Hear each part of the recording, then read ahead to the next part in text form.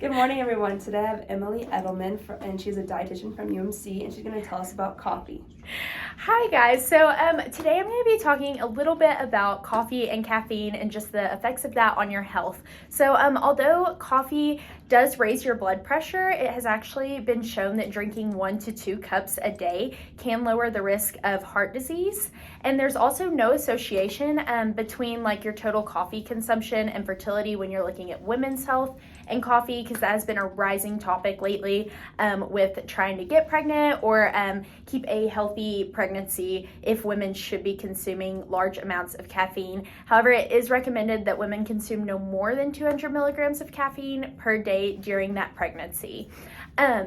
Another topic that I love to touch on with caffeine is just that coffee in specific can have a great influence on your cognitive health and just like your attention and the release of dopamine that usually is a side effect from consuming caffeine can increase your alertness and your wakefulness, and it can kind of impact your memory and reaction time. So it has actually been studied that ingesting 150 milligrams of caffeine can enhance your cognitive performance for at least 10 hours.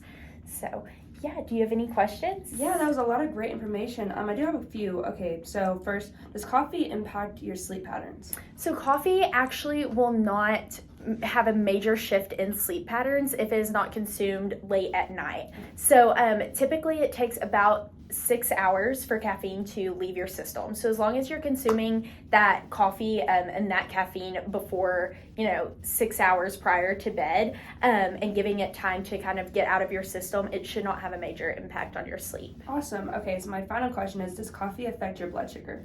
So coffee can spike blood sugar if it is drank on an empty stomach. So a lot of people will drink coffee as an appetite suppressant, and you don't want to do that. That can be really bad for your metabolism and like spiking that blood sugar and causing sugar cravings.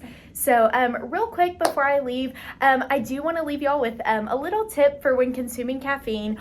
Always check your bottles.